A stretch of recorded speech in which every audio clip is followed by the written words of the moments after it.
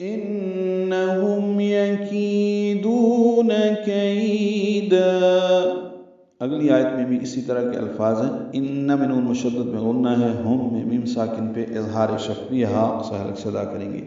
یکیدون پہلا اور آخری حرف جلدی پڑھنے ہیں. کی یا مدہ اور دو واو مدہ ہے، دو حرکات لمبے کرنے ہیں. کیدا یا لین ہے، ہونٹوں کو پیچھے کھینچیں گے، نرمی سے پڑھیں گے. کیدا قیدا نہیں پڑھنا.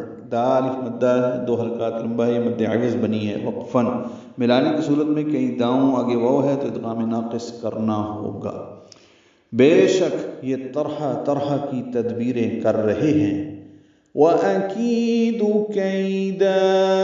وَأَكِيدُ کی کو دو حرکات لمبا کرنے سے پہلے حمزہ ہے، یہ اقصی حلق سے بالجہر ادا ہوگا بلند آواز سے. وَأَكِيدُ كَيْدًا کئی آئلین ہے اور دا الف مدہ مد عوض پچھلی آیت میں یہ پڑھ چکے ہیں.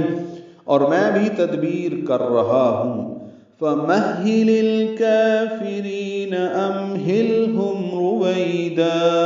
فمہی میم کو ہاتھ سے ملانا ہے.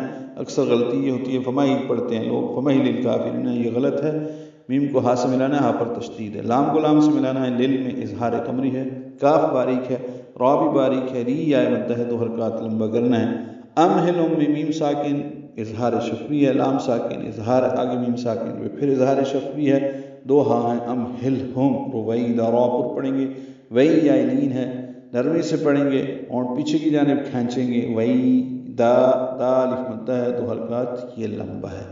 بس آپ کافروں کو مہلت دیں اور ان کو ان کے حال پر چھوڑ دیں.